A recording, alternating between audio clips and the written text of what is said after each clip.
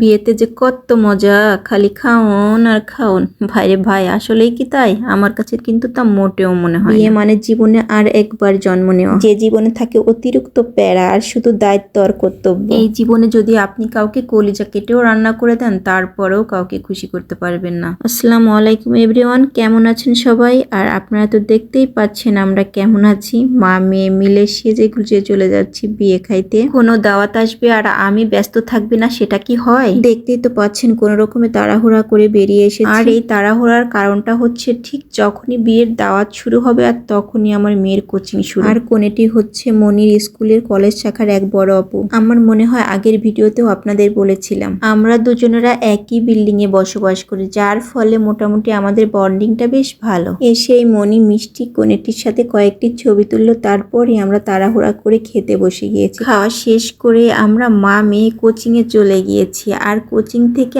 আমরা পুনরায় আবার অনুষ্ঠানে ফিরে আসলাম, কারণ তখন তো আমরা কোনো কিছু ভালোভাবে দেখতেই পাইনি। এসেই দেখি আমাদের রাবেয়া সুন্দরী গেটে দাঁড়িয়ে আছে। সে আমাকে দেখা মাত্রই বেশ খুশি হয়ে গিয়েছে এবং আমাকে নিয়ে গেটে ঢুকছে, কারণ তার ইন্টারেস্ট হলো গেটে যে টাকাগুলো পেয়েছে সেগুলো সুন্দর করে সাজিয়ে দিয়েছে আর সেটাই আমাকে দেখাবো। আর এই যে দেখুন, সেগুলো নিয়ে মেয়ের আন্টিরা দাঁড়িয়ে আছে আর আমাদের মিষ্টি কোণে লেহেঙ্গার ভারে হাঁটতেই পারছে না। এখন প্রায় 5টা বেজে গেছে, তখনও খাওয়া দাওয়া অনুষ্ঠান চলছিল। এই কারণ জামাইদের আসতে খুব দেরি হয়েছে, কারণ জামাইয়ের ছোট ভাইটা নাকি হঠাৎ করে অসুস্থ হয়ে পড়েছিল। আর আমার ছোট্ট মুনতাহার নাকি অনেক গরম লাগছিল, তাই সে ভারী জামাটা খুলে একটা পাতলা জামা পরে এসেছে। আমাদের মুনতাহার শরীরে খুবই গরম, যখন খুব শীত পড়ে আমাদের সবাই শীতে ঠকঠক করি আর ও তখন ফ্যান ছেড়ে দিয়ে বসে থাকে। আমি জানি না এটা ভালো কি মন্দ, তবে আমার কাছে মনে হয় যার শরীরে যখন যেমন লাগে তখন সে তেমন করেই চলে। আর এদিকে আমাদের মিষ্টি বর এবং কনের ফটোশুট পর্ব চলছিল, কিন্তু আমার বাসায় যাওয়ার একটু দরকার খুবই ছিল,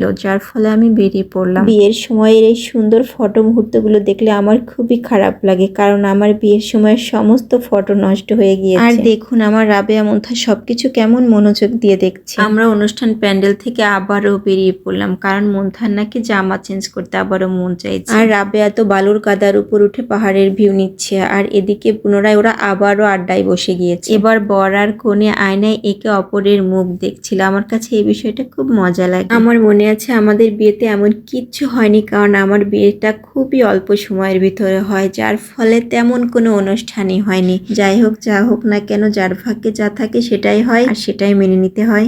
এবার ক্যামেরাম্যান এবং জামাই বাড়ির লোকজন মেয়েকে তুলে দেওয়ার জন্য তাড়াহুড়া করছিল, কিন্তু ওদের তো ছবি তোলা পর্বটা শেষই হচ্ছিল না।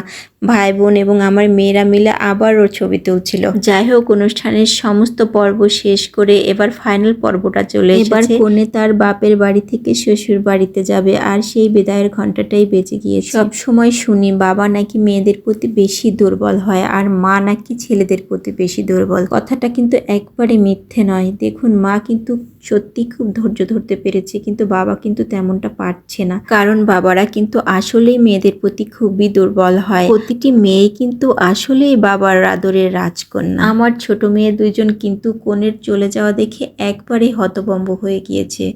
ওরা বলছে, আম্মু আপু কোথায় যাচ্ছে? ওদের বয়সে আসলে এত কাছ থেকে আপন কারোর বিয়ে এভাবে দেখেনি, যার ফলে ওদের এই সম্পর্কে আইডিয়া নেই। যাই হোক, বর কনের গাড়ি এবার চলে যাচ্ছে। এই বিদায়ের ঘন্টা দেখলে আমার বুকের ভিতর কেমন হু হু করে ওঠে। একটা মেয়ে কত বছর ধরে মা বাবার কাছে লালন পালন হয়েছে, অথচ আজ এক নিমেষে এসে পর হয়ে যাচ্ছে। যাই হোক, কনে চলে যাবার পর আমরাও বাসার দিকে ফিরে আসছি। আর মুনতাহা বলছে ওর আপ্পির বিয়ে হলে ও নাকি ওর আপ্পির সাথে যাবে। আজকের মতো এ পর্যন্তই। আল্লাহ হাফেজ।